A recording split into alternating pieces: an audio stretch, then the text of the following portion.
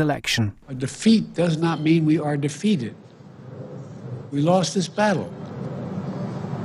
The America of your dreams is calling for you to get back up. He's promised a peaceful transition of power after 73 million people voted for Donald Trump to become the 47th president. The president-elect has been weighing appointments to his top team. Russian President Vladimir Putin says he's ready to speak to Donald Trump. He's congratulated the US president-elect on his victory and called him a brave man, and says any ideas to end the Ukraine crisis merit attention. The US Federal Reserve has cut interest rates to 4.5% from 4.75%. It's only the second time in more than 4 years that the regulators cut the base rate. Here, the Bank of England governor has told LBC he expects inflation to go up again, but then it should soon go back to the 2% target. Andrew Bailey's been speaking to us after interest rates here were cut to 4.75%. He's also told LBC we need to encourage more investment in the UK. For years, there was we must build Crossrail, and we did, and it took a lot longer than, well, not so long, but look, we love it now. Infrastructure, we need to build infrastructure. It's very important in terms of tackling climate change. I'll give you an example. I was in Orkney in northern Scotland last year. There is enormous potential for, renewable energy there, because the wind never stops blowing. But to harness it, you've got to have investment. An MP has been charged with assault after a video emerged of a man being punched to the ground. Mike Amesbury was suspended from the Labour Party last month. He says he's continuing to cooperate with police. And the health watchdog NICE says women with menopause symptoms should be offered hormone replacement therapy as a first-line treatment. It strengthened its guidelines on HRT after facing criticism for recommending talking therapies as an alternative. In the city, the FTSE 100's closed down 25 points at 81.40. The pound buys $1.29 and €1.20. LBC weather, dry and cloudy for most tonight. A few spells of light rain on the Western Isles and a low of 6 degrees. From Global's newsroom for LBC, I'm Daryl Jackson. This is LBC from Global, leading Britain's conversation with Iain Dale.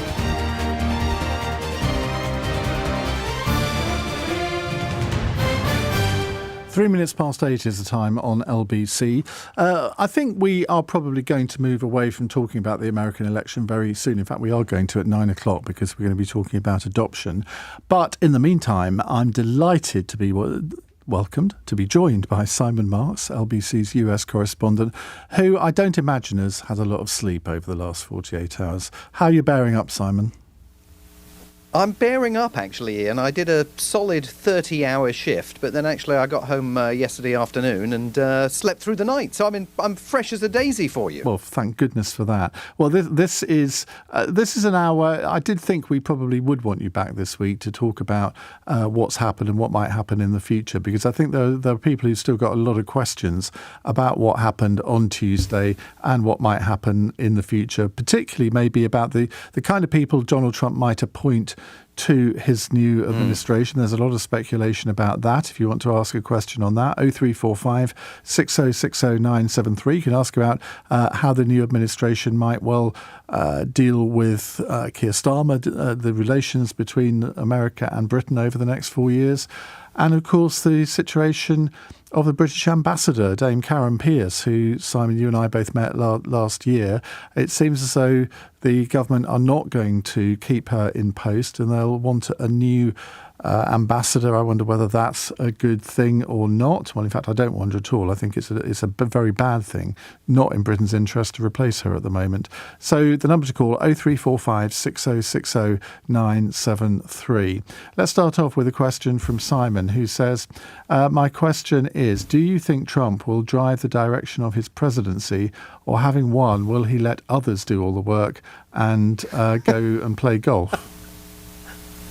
No, I do not think he will let others do the work and go off and play golf. Look, and it's interesting that Simon asks that question, because I've been asked similar questions by other people within the last few hours about, so how serious is he about doing half the things that he has said he's going to do? He's surely not going to do all of the things that are in Project 2025, for example.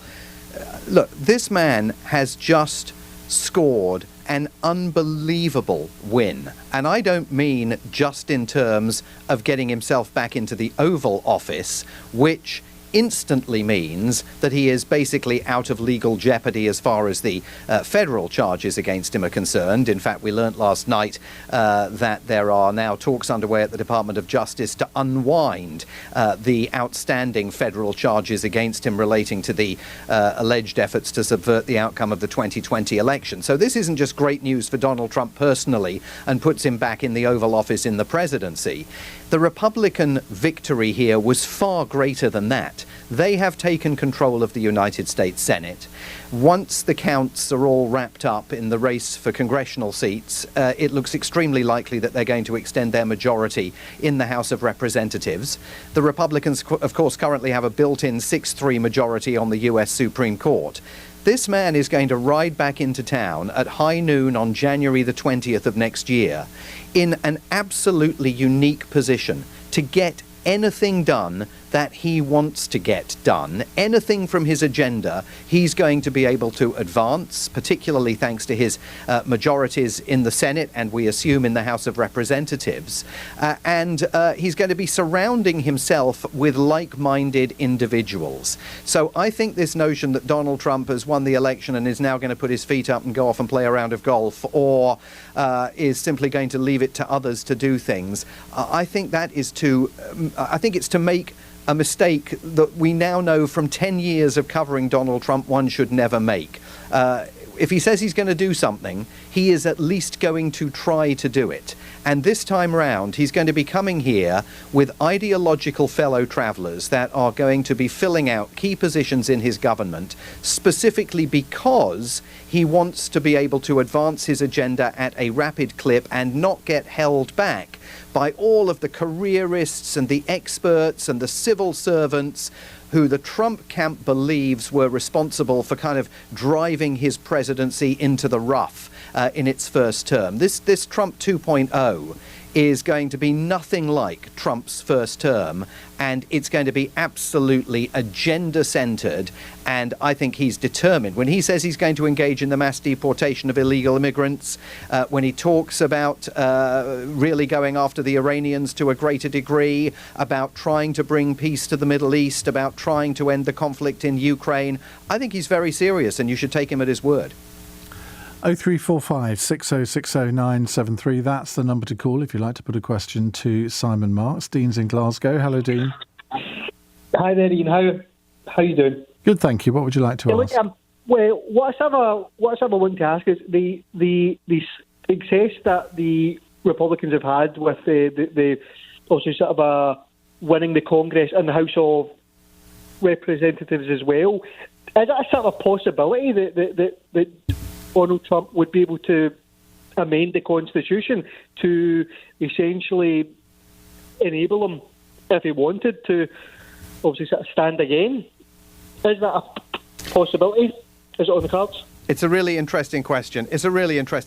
Dean. I mean, constitutional amendments are really complicated to engineer. You don't just need a majority in the Senate and the House of Representatives.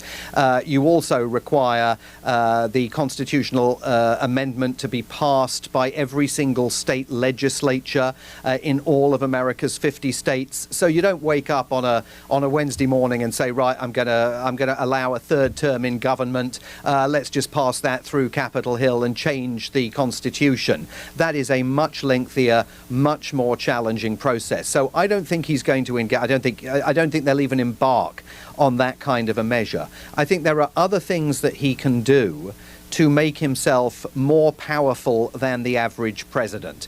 And one of those things has already happened, and that's the Supreme Court ruling that says all presidents now, past and present and future, are immune from criminal prosecution for any acts that they commit in line with their official duties. That's a Pandora's box for the United States. Now, does it mean that Donald Trump can give himself a third term in office? I mean, probably not. but because of the strictures of the Constitution. But it's interesting to imagine a world in which he decides to take super executive actions, some of which might rub up against the Constitution's strictures, and he simply says, well, I was doing it in line with my official duties and therefore you can't come after me criminally. So he's already got one additional power that his predecessors did not enjoy while they were in office. I also think that the other thing that he's going to do very rapidly, and this does not require a constitutional amendment, is overturn the traditional independence of the Department of Justice, because it is traditional independence, not constitutionally guaranteed independence. And once you strip away the Department of Justice, the independence that it enjoys, and you make it an avowedly political animal, at that point, you can really change the way things operate in the United States, because you can go after your enemies with criminal prosecutions if you want to. So I don't think he's going to do what Dean there was suggesting in terms of a third term in office, but I think we've got all sorts of extraordinary developments ahead over the next 4 years. There's another reason why he wouldn't seek to change the Constitution, because he would be 82 at the time of the next presidential election and 86 at the end of a third term. Now, I mean, it's possible that I suppose he still thinks that he could be a good president at that age. But with all the things he said about Sleepy Joe Biden, it's unlikely that he'd get away with that, I would have thought. Yes, and I've got 3 words for you, Ian. Donald Trump Jr. Don't necessarily think that Vice President-elect J.D. Vance is the man of the future. He might not be, and it might end up being Donald Trump Jr. And what do we know about him? Well, he's been an absolutely pivotal figure by his father's side, certainly through the post-presidency and the campaign. He was also a pretty pivotal figure during the first administration, although he was off running the business, the Trump Organization, while Donald Trump was in office. I mean, he's much more influential now within Donald Trump's inner circle than, for example, Ivanka Trump and Jared Kushner, who made their first appearance in the campaign alongside Donald Trump when he made his victory speech in West Palm Beach in the early hours of Wednesday morning. And I think of the 2 sons, Donald Trump Jr. and Eric Trump, the one who is imagining a possible political future for himself is Don Jr., and I think his father might be of the same view. Ivanka? Well, it's very hard to know what kind of role she's going to play. I mean, she has said she's done with it. I mean, that's why we didn't see her on the campaign trail. She said she wants nothing further to do with it.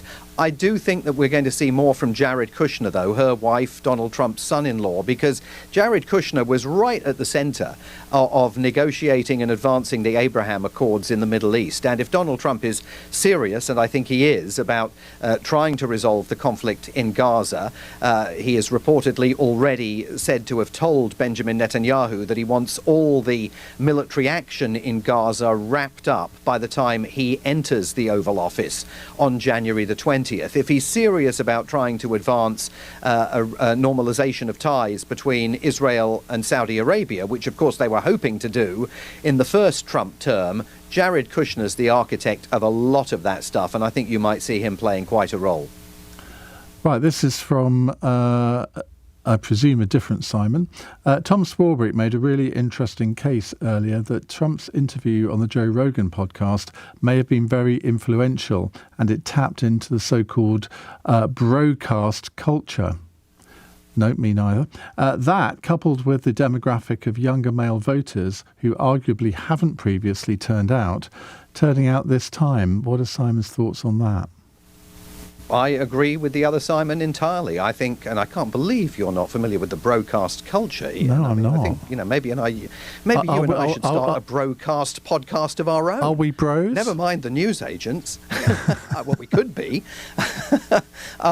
Look, I think the Joe Rogan appearance was very important. I don't think it was uniquely important, but Joe Rogan, with this eponymous podcast that he has, obviously has an absolutely vast audience. He is an influencer within that younger, mostly male demographic, and he endorsed Donald Trump, as you may be aware, Simon. I think just 48 hours before the campaign, he was still fishing for a Kamala Harris interview until 3 or 4 days before the election, and she didn't give him one, and she might rue the day that she decided not to give him one. There were other appearances that Donald Trump made in various sort of bro culture podcasts, including one with a couple of retired wrestlers. I'm not, unlike others, I'm not particularly tuned in to the wrestling oeuvre, but that is a whole, that UFC and the worldwide wrestling thing. I mean, he's all over that, Donald Trump, and he's very popular with those men. But it wasn't just the men that brought Donald Trump home in this election. It was Latino voters who surged to him in substantial numbers. It was older women who surged to him in substantial numbers. And I think the biggest question for Democrats, and they're only just beginning to confront the catastrophe for them that this election has been, the biggest question for them is a mathematical one. In 2020, Joe Biden and Kamala Harris won 81 million votes. 81 million. In 2024, Kamala Harris and Tim Walz won 66 million votes. Where did the 15 million people go between 2020 and 2024? How do you lose 15 million voters? Those aren't people who voted for Donald Trump, because his polling numbers, his numbers in the popular vote held up. They were, 72, 73, 74 million. No great difference over the two election cycles. She lost 15 million votes that had been cast for Joe Biden and Kamala Harris back in 2020. And Democrats really have to go back to the drawing board and say to themselves, where are those people? How do we get them back? One day, Simon, I'll tell you about the time that I refereed a wrestling match in Cromer in Norfolk. But that is an anecdote for another time. You'll be relieved to hear. I will look forward to that. Maybe we'll do it in the final few minutes of the programme, Ian. Yeah, let's not do it over lunch, because you lose your lunch fairly quickly, I can tell you.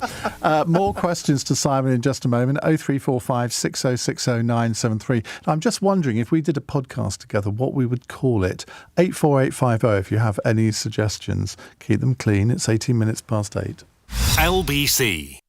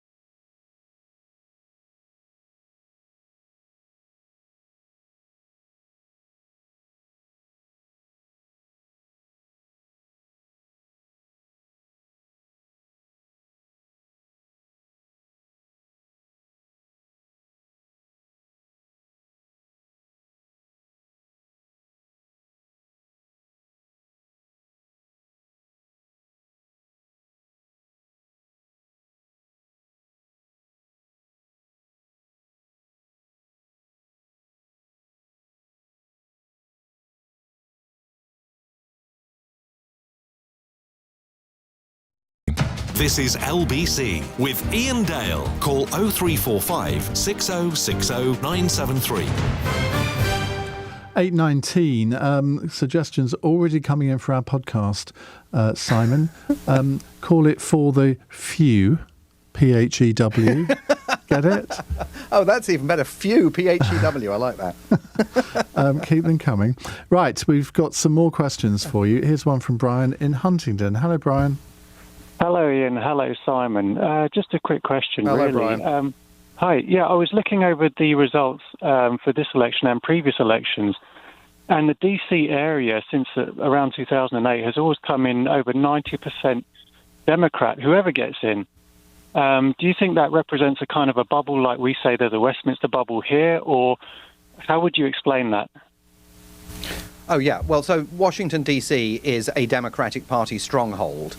And that is because Washington, D.C., of course, is much more than the people who come here to work in government. I mean, clearly there's now going to be this massive transition here where an even bigger transition than usual because of Donald Trump's determination to fire thousands of civil servants and replace them with Make America Great Again loyalists. So there's going to be a transition now where lots of Democrats leave town and lots of Republicans come into town. But remember that this is an historic African-American city, and African-American communities all over the country are, in large measure, strongholds of the Democratic Party. So the mayor of this city, for example, Muriel Bowser, prominent African-American within the Democratic Party.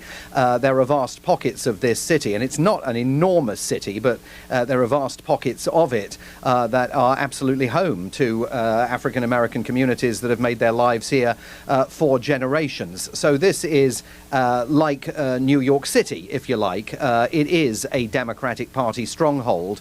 The most interesting thing of what happened locally here, without getting too far into the weeds, is that there was a ballot initiative here in Washington, D.C.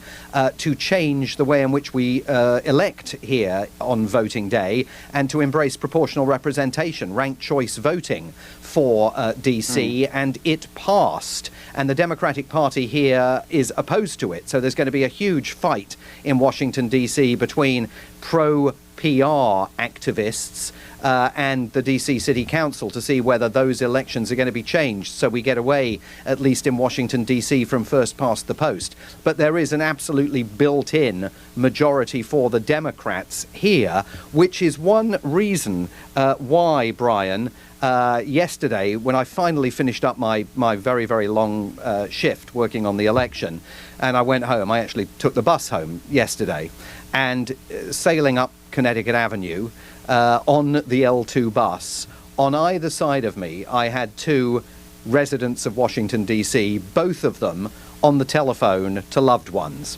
And one was a young woman who clearly worked for a non-governmental organization of some kind here in Washington, crestfallen over the Republican win, saying to a loved one that she and her husband had decided overnight they were not going to go ahead with a property purchase here. They were even delaying their decision to start a family. They were going to have to leave town. They were thinking about moving to another country because her work clearly was not going to be aligned in any way with the new Trump administration. And the other one, who I think had been working on the Harris campaign, certainly on one of the political campaigns locally, was on the phone, and all of these conversations being carried out, top of their voices on the bus, saying that she's now getting her CV ready and spruced up, and she's looking to send it to various elected representatives, Democrats, in the states where Democrats are still in charge, because she recognized that for her, she was now at the end of the road politically in Washington because everything's going to change in the federal government. So there's a despondency here, and I think borderline a depression here that has been created by the realization by Democrats, those particularly associated with the Biden administration, that by January the 20th at 1 o'clock in the afternoon, there's going to be a new sheriff in town, and his name's Donald Trump. Brian, thank you for that. Let's move on to Charlie, who's in Cirencester. Charlie, what would you like to ask? Evening, Simon. Evening, Ian. Hope you're both well. Just a really quick question about essentially impeachment, really, because if we're to work on a basis that the House is obviously a toss-up, well, not a toss-up, but not given yet. The Senate, I think, is taken for Trump. But does that take impeachment completely off the cards? And I guess linking into that, I've been keeping quite a close eye on the race in Pennsylvania with, I think, Dave McCormick, who I think is leading by about 25,000 votes. Just really, Simon, a question to you about Pennsylvania for that Senate race, because that's very, very close. And I gather there's a recall petition as well, if there's a 0.5% difference, really. So that's really on those two, really. Well, on the impeachment issue, I think you are right. There would be absolutely less chance, Charlie, of the possibility of impeachment occurring. I mean, Democrats, of course, can lay articles of impeachment down in the House of Representatives, but there is no guarantee whatsoever that those articles obviously would be picked up by the Republican majority. And even if they were, the chances, I think, of that impeachment advancing would be substantially lower than it would be under circumstances that existed here back in 2016. So I think in that case, there is a possibility that you're right, that impeachment will very much be off the table. In terms of that race in Pennsylvania, I actually haven't, I'm just looking now because I haven't paid very much heed to it over the last couple of days just because I haven't had the time. But you're absolutely right. It seems to be an extremely close race between the Republican Dave McCormick and Bob Casey Jr. McCormick has a 31,000 vote lead with 98% of ballots counted. So that has the potential still to be interesting. There are some House races that are unresolved that have the potential to be interesting. But regardless of the outcome of that race in Pennsylvania, I mean, Republicans have already got the majority in the Senate. They're going to end up with 51 to be sure. So they've got the majority. They'd obviously like to extend it if they possibly can.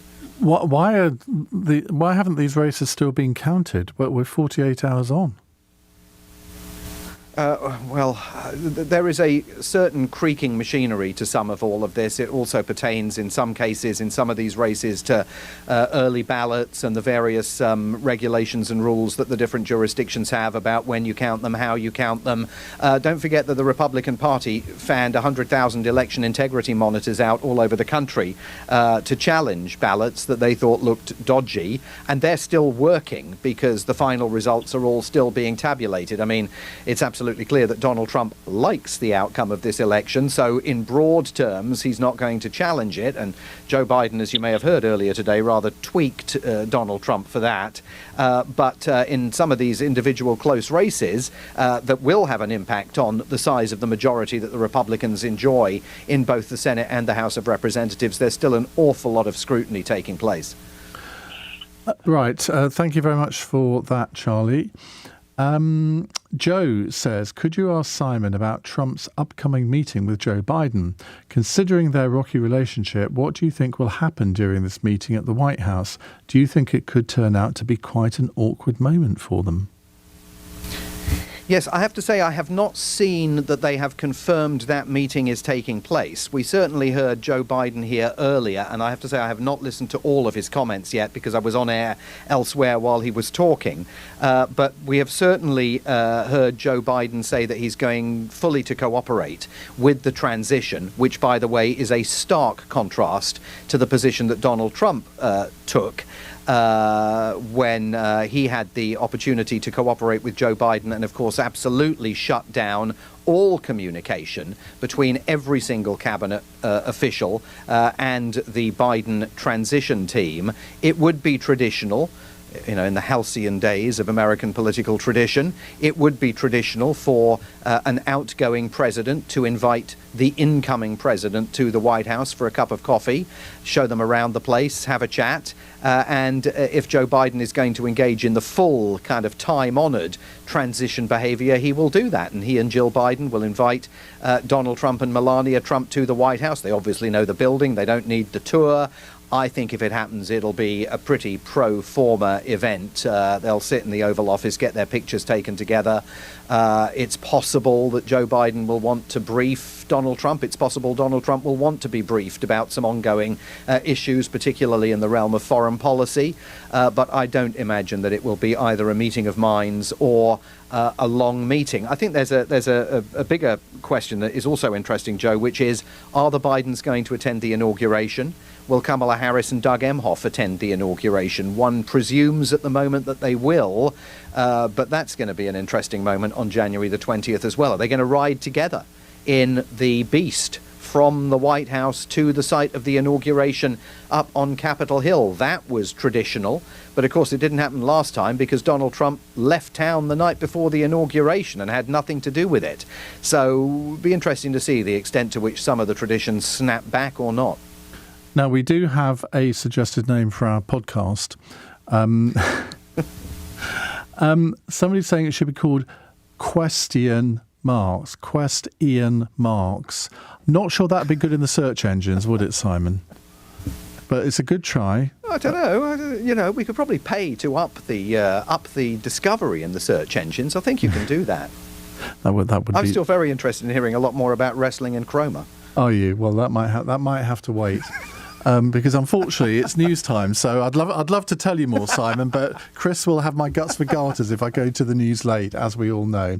For once, I'll go on time. It's 8:30. Let's get the news headlines with Daryl Jackson. Joe Biden says he'll ensure a peaceful transfer of power to Donald Trump. The outgoing US president says the will of the people always prevails. Russia's President Vladimir Putin says he's ready to speak to Donald Trump and has congratulated him on his victory in the presidential election. He's described Mr. Trump as a brave man and welcomed ideas to end the war in Ukraine. And interest rates have been cut on both sides of the Atlantic. Here they're down to 4.75%. LBC weather: cloudy in the north tonight, brighter in the south, and a low of 6 degrees. This is LBC.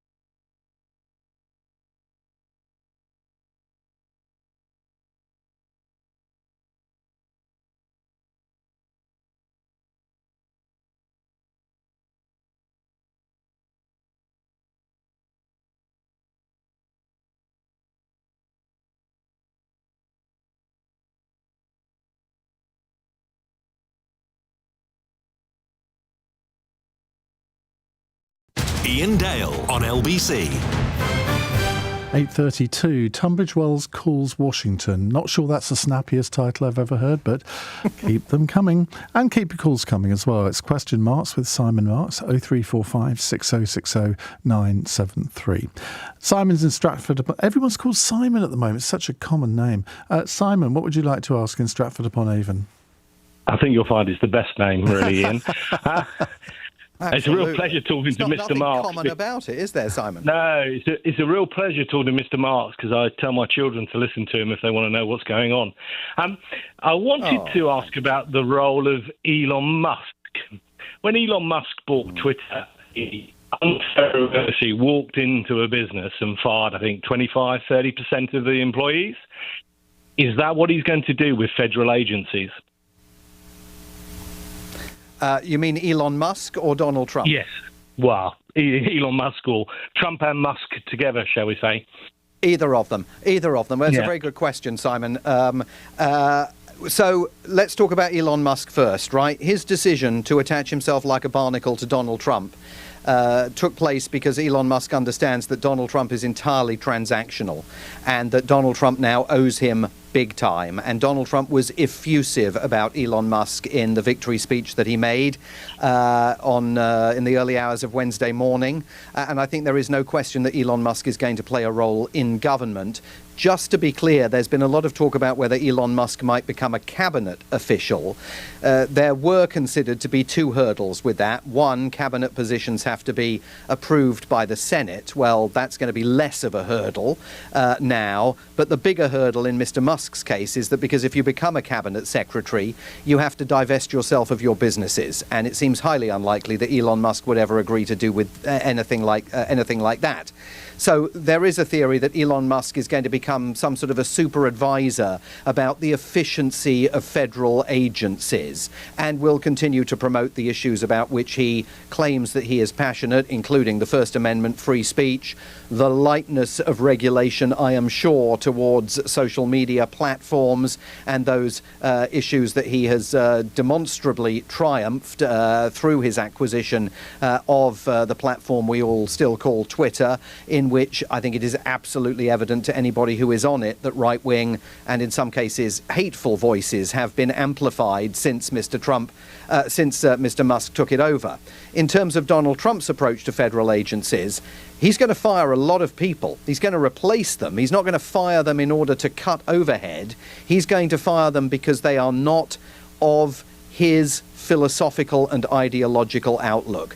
The Trump people are absolutely convinced that they made a huge mistake in 2016, trying to find common cause with careerists here in Washington, smart people who knew things about policy, dealing with people, for example, like James Comey, the former head of the FBI.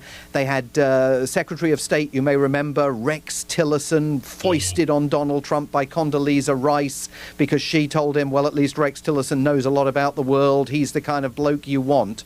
They don't want any of those people anymore. James Mattis, the former defense secretary.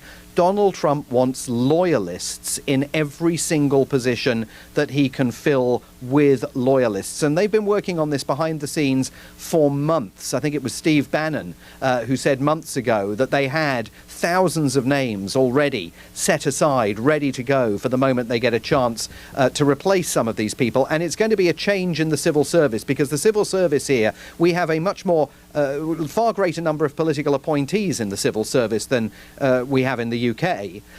But there are also careerists here. He wants to get rid of the careerists, the folks at the Environmental Protection Agency who were deliberately slow-walking Donald Trump's policies on the environment because they opposed them and they thought they were going to be terrible for global warming. All of that slow-walking stuff in a bid to derail Donald Trump's ideological ambitions, they're going to overcome that by firing people and replacing them with demonstrable Make America Great Again loyalists.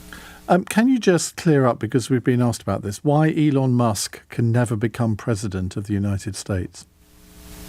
Oh, because he's not a natural-born US citizen. He was born in South Africa, South African citizen who eventually acquired American citizenship. So just like me, I mean, I haven't got American citizenship, so I definitely can't become president of the United States. But Mr. Musk is no closer to the Oval Office than I am because of his birthplace being in South Africa. Have you ever interviewed his father, Elon Musk? I have not.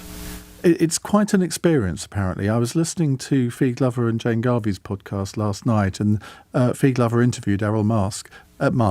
And shall we say it all becomes clear after you listen to that interview? It's the most extraordinary interview I've ever heard. Have you seen interviews with his mother? No. Have you seen interviews with May Musk? No. She's been I can't look at a television screen at the moment here, mostly a television screen of the right-wing perspective, than seeing May Musk. I mean, she's almost become a co-host on Fox News and Fox Business. I think she's flogging a book, but I think you'll have the same experience if you watch a few seconds of May Musk. It all becomes, and I, by the way, speak as the son of a South African mother.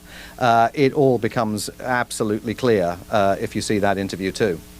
Okay, Simon, thank you very much indeed for your call. Let's move on to RJ, who's a first-time caller in Croydon. Hello, RJ. Hello, hi Simon, hi Ian. Hi. Hi, RJ. The question I have is, so Kamala Harris didn't really run a full campaign in the sense that she took the baton from Joe Biden partway through. Is it likely that we'll see in 2028 her and Tim Walz running again, taking another attempt at it? Or do you think that the scale of her defeat in this sense will have someone else make an attempt next time instead?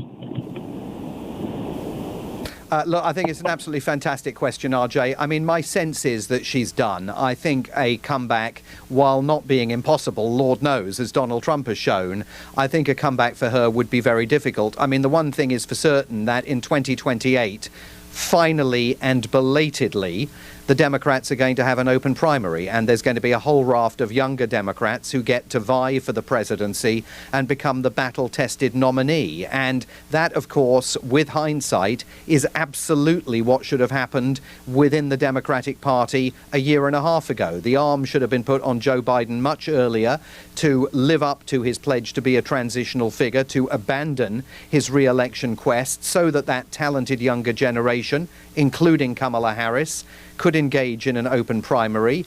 The Democratic Party grandees, Nancy Pelosi, the Obamas, wouldn't let it happen. They insisted the party was stuck with Joe Biden.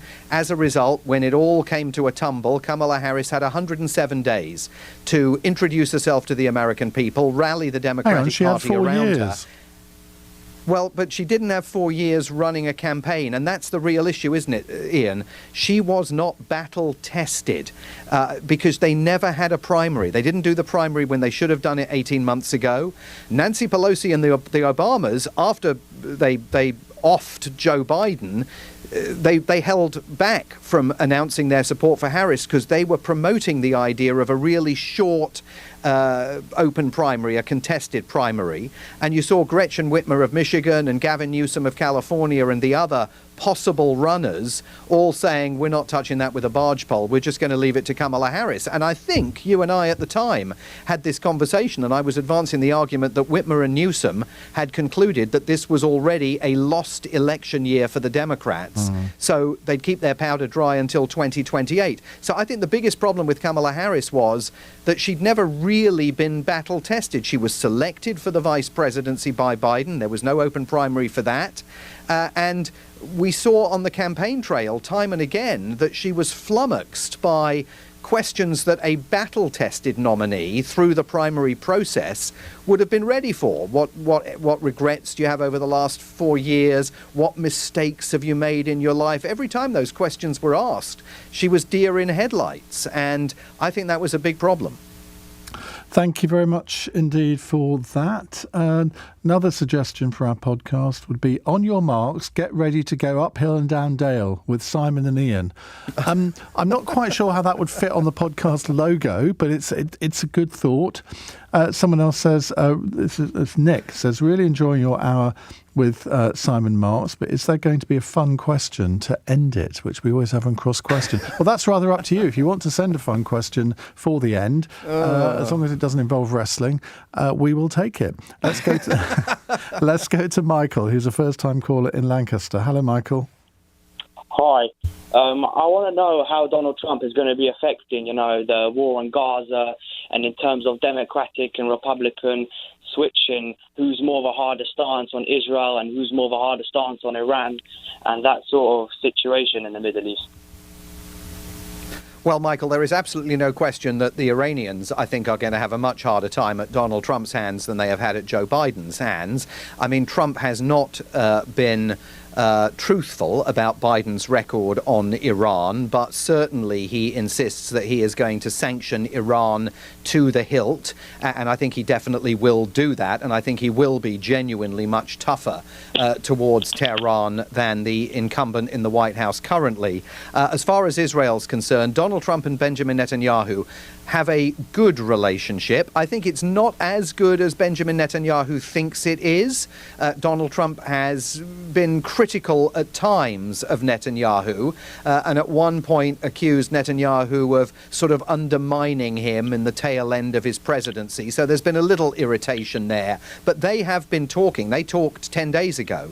And there are reports that Trump told Netanyahu, look, get the military operation complete and finished in Gaza by the time I come into office, and then we can move forward to establishing the day after. And the day after in Donald Trump's mind is absolutely the normalization of ties between Israel and Saudi Arabia. And to get there, the Republicans know, as the Democrats know, you've got to figure out what the strategy is for the day after in Gaza. And that's going to be the complicating factor. And there'll be an additional complication if on January the 20th, there are still hostages in Gaza being held by Hamas, and particularly if any of those hostages are American citizens, because that's going to become more complicated for any administration, but for the Trump administration as it's going to be, to try and resolve. But I think you'll have a much warmer relationship between Trump and Netanyahu than you've seen between Biden and Netanyahu. I mean, Biden's had it with Netanyahu. Go ahead.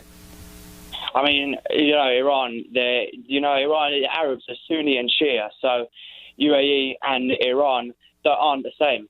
And so therefore, they say that Hamas started this October the 7th attack simply because of the UAE and Israel normalization. And Iran was in full support, and they let Hamas, with all their ammunition, go ahead and do the massacre in southern Israel. And so, it's very hard, I think, for Israel to carry on stopping a war in Gaza with the hostages still there, with Iran still in power, although their proxies have been significantly weakened. But, Iran still having their facilities that Israel really desperately want to hit, and all this sort of thing going on right now. And so then Trump saying, Benjamin Netanyahu, please make a now normalization with Saudi. We've sorted a war in the Middle East now. I find it very difficult when the Iranian terror group is running around and trying to cause trouble to the state of Israel. It's a problem that I think that is exactly the way that the Trump team are going to see it. I think that's exactly the way the Trump team are going to see it, and I think that's why they want the military operation in Gaza to wrap up, even though that's obviously going to be very difficult to do while those attacks are still occurring from Hezbollah into Israel. But with Donald Trump, all of these international relations are transactional, and what Donald Trump argues, and argued through the Abraham Accords, is that the reason why the Abraham Accords were important was that the normalization of ties between Israel and the UAE were good for both Israel and the UAE because they could both start doing business together, but they were also good for the United States because it made the region more peaceful, and that would allow the United States to do more business with Israel and more business with the UAE. And the golden ring is really the normalization of ties between Israel and Saudi, because they think that, all boats will rise if you can accomplish that. And I think you will see an intensity of focus, and especially if Jared Kushner, the president-elect's son-in-law, is brought back into the fold or agrees to rejoin it, I think you will see an intensity of focus on trying to get to that point. And they recognize that, the Saudis have very, very, very limited patience with the Iranians, and also have expressed very, very little support. I mean, really, in practical terms, little support for the Palestinians, as have many other Arab nations have expressed limited amounts of support for the Palestinians. So I think it's going to be very interesting to watch and see how they handle it, but I think they're going to push to try and get that normalization of relations with Saudi as quickly as possible. Michael, thank you very much indeed for that. Keep your calls coming, 0345 6060 973. Dr. Davey has an interesting podcast name for us, Simon. Drama Likes Insomnia. Now, let me explain that, because that is an anagram of Iain Dale and Simon Marks. I'm just wondering who brings the drama and who brings the insomnia. Well, we'll let our listeners ponder that over the next couple of minutes. It's 8:47. LBC This Morning on Nick Ferrari at Breakfast. The comments that Donald Trump is a KKK sympathiser or some kind of Nazi. Chancellor of the Duchy of Lancaster, Pat McFadden, do you think Donald Trump has KKK sympathies or Nazi sympathies, Mr. McFadden? I don't want to get into all so you think he might, characteristics then? of people. Look, what I think is important is this friendship between the two countries. I agree with you, sir, but you can't say he doesn't. I think there's another point. For the third time, I will ask you, do you think he has Nazi or KKK sympathies, Pat McFadden? I congratulate him on his win, and we look forward to working with him. Nick Ferrari at Breakfast. Back tomorrow morning from 7. With Betfair, where odds move faster than polls. Play responsibly. LBC.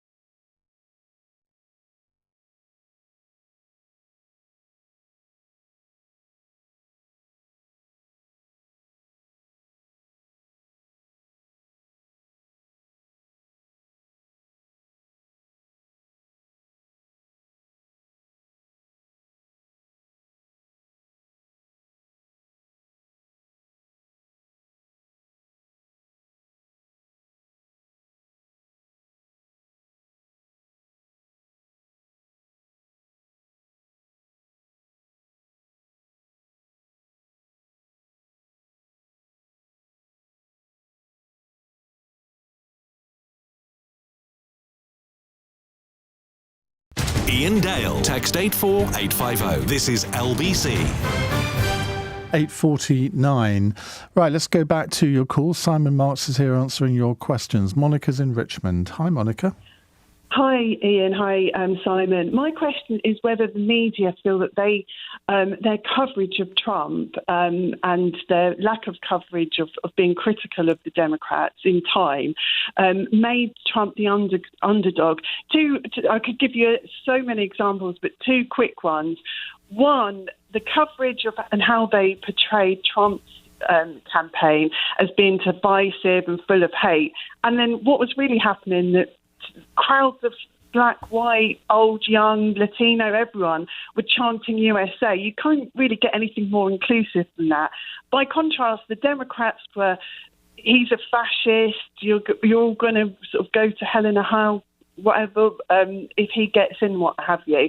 The other one was Biden, and this would probably have a completely different outcome if the press reported how bad Biden's health was. It was only Rogan and Twitter that you could see how badly he was, half dead, and everyone else could see it. But the press, and Simon, you did this a lot. You were very hard on Trump and gave the others an out. The press would be saying, oh, he's a bit old, but he's. Some CNN reporters would describe him as sharp as a tack. It was only the debate where they couldn't hide it anymore. Let me defend Simon's honour here, because I can remember countless occasions when Simon actually, I think, went out on a limb and was questioning Joe Biden's mental capacity. Now, you obviously didn't hear those occasions, but I certainly did, Monica. Simon. I actually think I sent you an email maybe 2 years ago actually begging you, please tell Simon that the orange man, Trump bad thing isn't helping Biden. No, but I'm afraid, Monica, you seem to be typical of many people who only listen to what they want to listen to, and they don't listen to things. And I get this all the time as well. People attribute things to me that I haven't said, that I don't believe, because they think that's what I think. And I think that's what you're doing with Simon. But let Simon defend himself. Well, I appreciate what Monica is saying, because I do think that the American media, I think the state of journalism in this country is in deep, abiding crisis.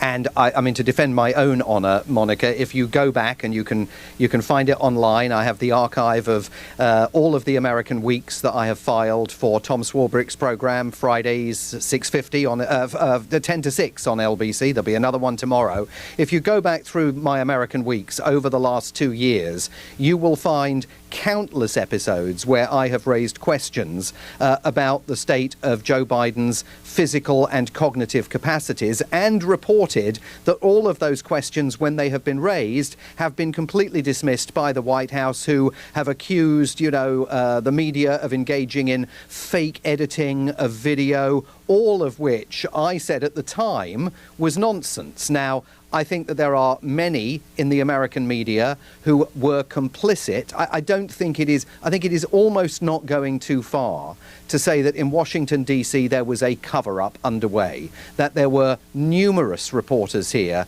who were absolutely aware of the fact that Joe Biden was slowing down and was making huge mistakes, and clearly was confused and lost at various times. If you remember that particular piece of video where he appeared at a fundraiser with Barack Obama, and you see, and he starts wandering away in the wrong direction, and Barack Obama literally goes over and grabs him by the sleeve and leads him off the stage. The White House even pushed back at that and said it didn't show what we all knew it showed. And there was a dinner party conversation here, a restaurant, over dinner tables all over this city. Journalists were, for months, talking about how much longer this could continue. At what point were the Democrats going to do something about Joe Biden? And it wasn't reflected in much of the news coverage. I think on the issue of Donald Trump, I mean, my view about all of this is, all I'm doing here is reporting.